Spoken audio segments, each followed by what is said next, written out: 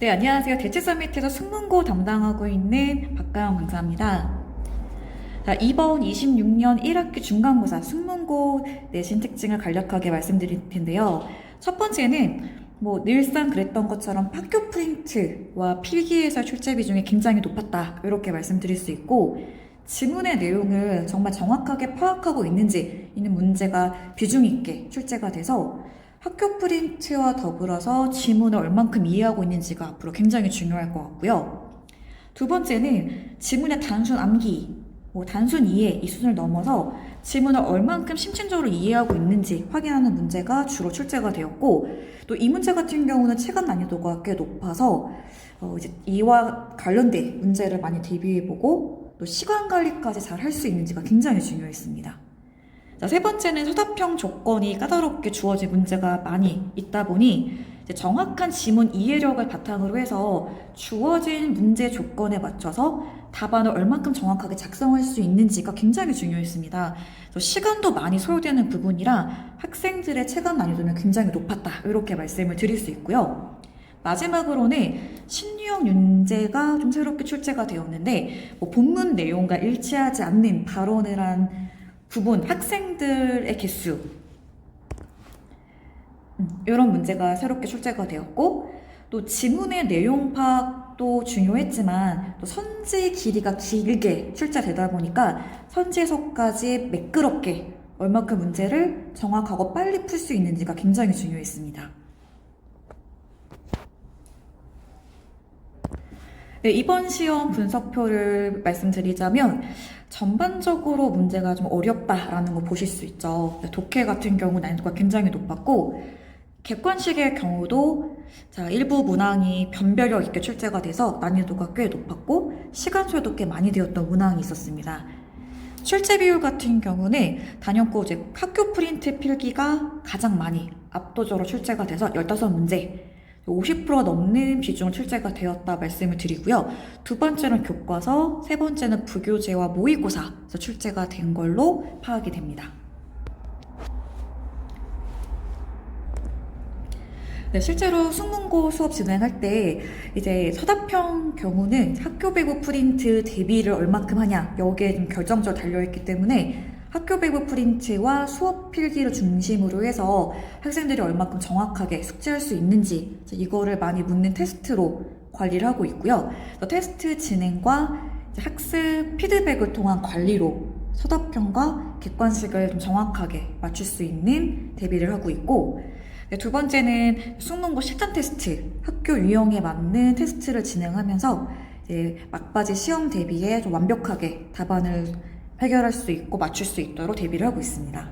마지막으로는 이번 시험 출제 경향에 맞춰서 글의 전개 방식과 심층적 본문을 파악할 수 있는지, 그리고 주제 요약문을 얼마큼 잘 작성해서 주어진 조건에 맞게 답안을 작성할 수 있는지, 이러한 관련된 대비 수업을 진행을 하고 있고요. 또 이거랑 걸맞게 맞춤형 테스트가 같이 시행되고 있다.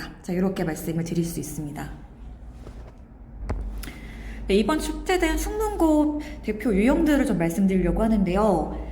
이제 전반적으로 글에 대해 파악을 묻는 유형이 주로 출제가 되긴 했는데, 몇 개 문항은 좀 까다롭게 출제가 돼서 지금 보시다시피 12번 같은 경우는 신유형으로 출제가 된 문제였는데, 글의 전개 방식을 묻는 문제로 출제가 됐었고, 그래서 글의 전개 방식을 맞출 때 단순 글의 내용을 넘어서서 글의 구조 자체를 이해한 후에 그 구조 부분을 영어로 얼만큼 잘 풀어낼 수 있는지, 그래서 길어진 선지에 대비해서 또 빠르고 정확하게 정답을 좀 잡는 부분이 굉장히 중요했고, 앞으로도 이렇게 선지가 길어진 형태로 출제가 될 수 있기 때문에 이에 대한 대비가 필수로 중요하다라고 볼 수 있습니다.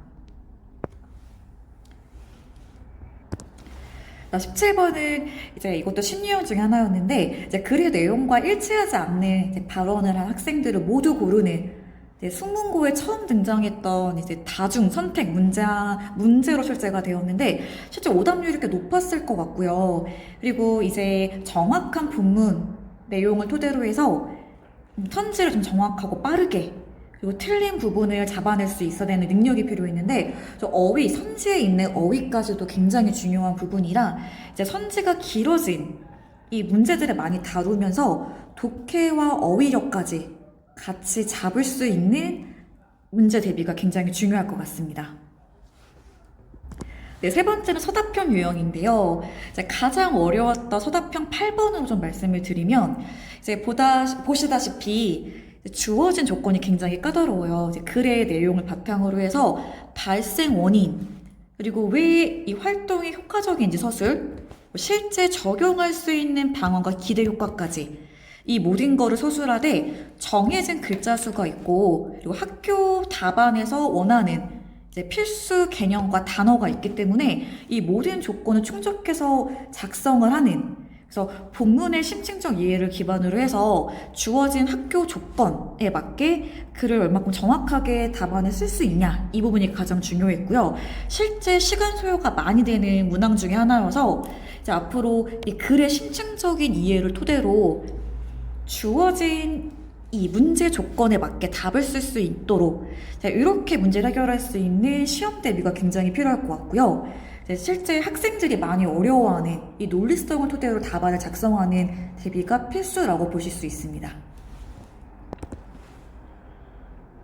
네, 그 밖에 이제 충문고 내신기출 유형을 몇 개 말씀드리면, 이제 교과서 부분에서 나올 수 있는 이제 함축 의미를 수업 시간에 지정해서 이 부분의 의미랑 또 출제가 될 때 어떻게 출제가 될 수 있는지까지 진행했었는데, 실제로 7번 문제로 출제가 됐었고, 저희가 수업 때 리뷰 테스트를 통해서 이미 이 부분은 나올 수 있는 의미랑 그리고 정답 선지에서 어떤 부분이 정답과 가까울 수 있는지를 같이 연결했기 때문에 학생들이 좀 무난하게 해결할 수 있는 문항 중에 하나였습니다.